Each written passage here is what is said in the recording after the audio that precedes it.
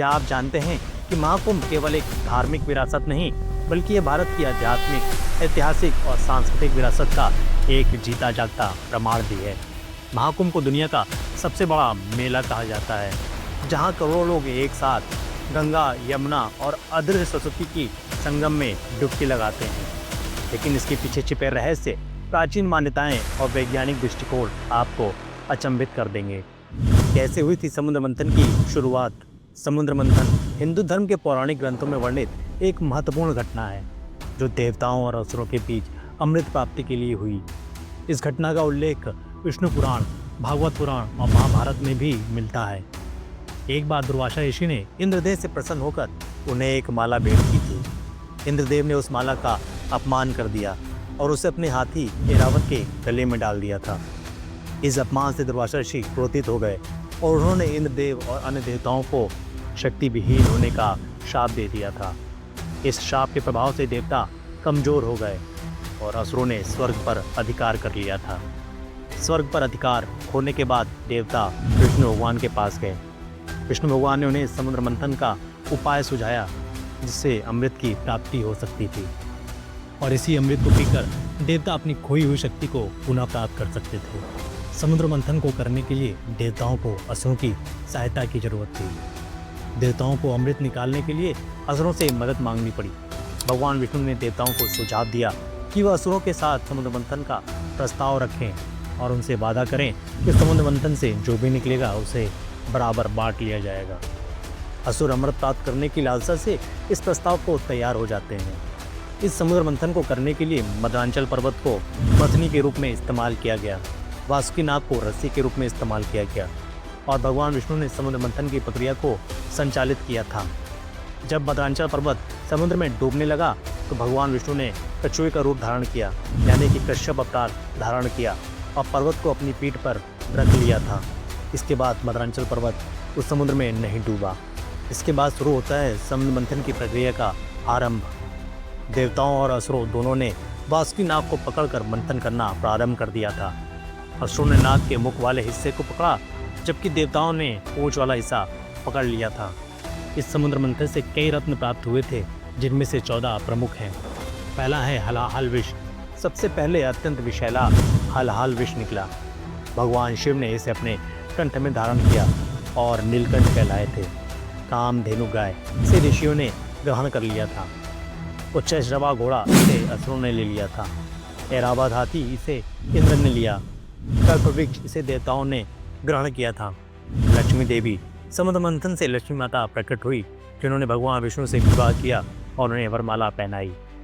चंद्रमा को भगवान शिव ने अपने मस्तक पर धारण कर लिया था। इसके बाद अंत में भगवान धन्वंतरी अमृत कलश लेकर निकले थे और जैसे ही समुद्र मंथन से अमृत निकलता है, देवताओं और असुरों के बीच इसे पाने का संघर्ष शुरू हो जाता है। भगवान विष्णु ने मोहिनी रूप धारण कर असुरों को भ्रमित किया और अमृत केवल देवताओं को ही पिलाया था। कुछ असुर जैसे राहु और केतु ने भेष बदल कर अमृत पाने की कोशिश की, लेकिन विष्णु ने उन्हें पकड़ लिया था और इनका सिर काट दिया।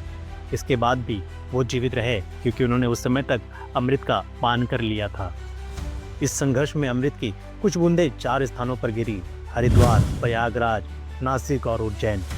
और यही पवित्र स्थान महाकुंभ मेले का आधार बने थे। महाकुंभ का विशिष्ट और ज्योतिषीय महत्व। महाकुंभ हर 12 साल में एक बार आयोजित होता है। यह आयोजन विशिष्ट ज्योतिषीय संयोगों पर आधारित होता है। जब सूर्य और बृहस्पति विशिष्ट राशि में होते हैं, तब महाकुंभ का आयोजन होता है। हरिद्वार सूर्य मेष राशि में और बृहस्पति कुंभ राशि में होते हैं। प्रयागराज में सूर्य और बृहस्पति मकर राशि में होते हैं।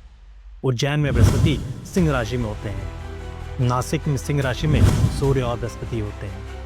तीसरा भाग, महाकुंभ का ऐतिहासिक महत्व। महाकुंभ का उल्लेख ऋग्वेद, महाभारत और कई पुराणों में मिलता है।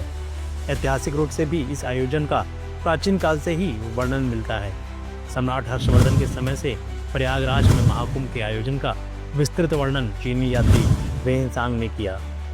महाकुंभ के बारे में चीनी यात्री वेइनसांग ने अपनी यात्रा वृत्तांत में विस्तार से उल्लेख किया है। वेइनसांग 7वीं शताब्दी में भारत आए थे। सम्राट हर्षवर्धन के शासनकाल के दौरान उन्होंने महाकुंभ का प्रत्यक्ष अनुभव किया था।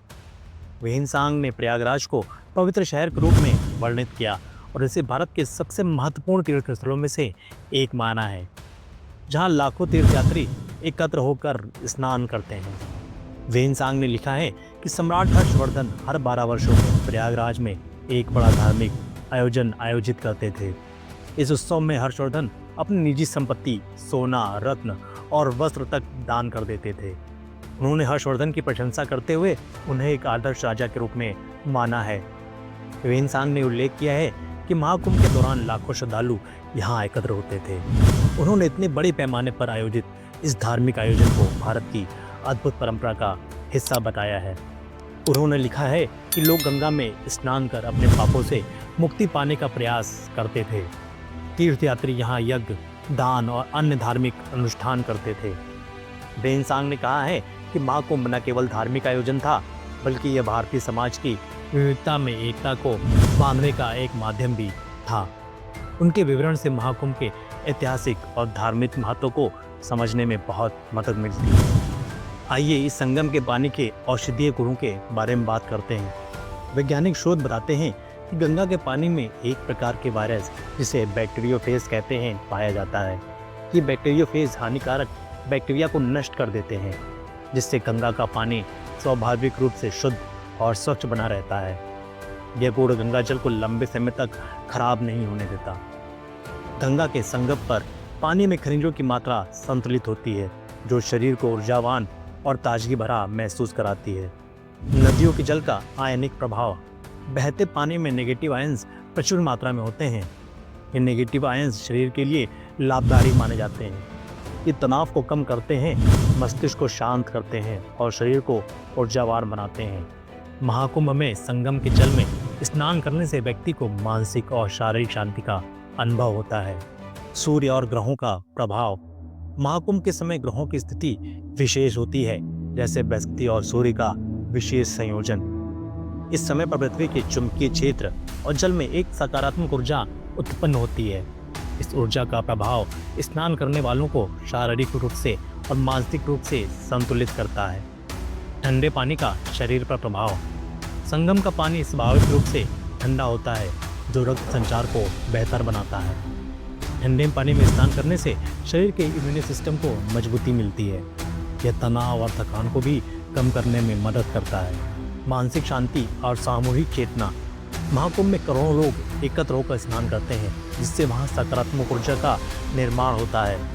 सामूहिक गतिविधियों का मनोवैज्ञानिक प्रभाव पड़ता है, जिससे व्यक्ति को मानसिक शांति और आत्मिक बल की प्राप्ति होती है। कुंभ में स्नान के साथ ध्यान और योग के सत्र भी आयोजित किए जाते हैं, जो कि व्यक्ति के शारीरिक स्वास्थ्य के लिए भी बहुत ज़्यादा फायदेमंद होता है। गंगा, यमुना और अदृश्य सरस्वती का संगम एक आयुर्वेदिक मिश्रण के रूप में माना जाता है। नदियों का जल जब एक साथ मिलता है तो उसमें खनिज और औषधीय गुण बहुत ज़्यादा बढ़ जाते हैं, जिससे शरीर की नकारात्मक ऊर्जा को तुरंत ही कम करने में मदद मिलती है। इस महाकुंभ का आध्यात्मिक महत्व और साधु संतों की उपस्थिति। महाकुंभ में भारत के चारों कोनों से साधु संत आते हैं। 13 प्रमुख अखाड़े अपनी उपस्थिति दर्ज कराते हैं, जैसे जूना अखाड़ा, निरंजनी अखाड़ा और निर्मोही अखाड़ा। साधु संतों का शाही स्नान महाकुंभ का मुख्य आकर्षण होता है। अनेक संत और गुरु प्रवचन देते हैं, जो लाखों लोगों को मार्गदर्शन करने में मदद करते हैं। महाकुंभ केवल एक धार्मिक आयोजन नहीं है, ये भारतीय संस्कृति का एक अद्भुत संगम है। इस आयोजन से स्थानीय अर्थव्यवस्था को एक बड़ा लाभ होता है। विभिन्न प्रांतों के लोग अपने रीति रिवाज और परंपराओं को साझा भी करते हैं। महाकुंभ की भव्यता और विशालता ने इसे विश्व धरोहर का दर्जा दिलाया है। सरकार और स्थानीय प्रशासन इसके लिए आधुनिक सुविधाएं और व्यवस्थाएं कर रहे हैं।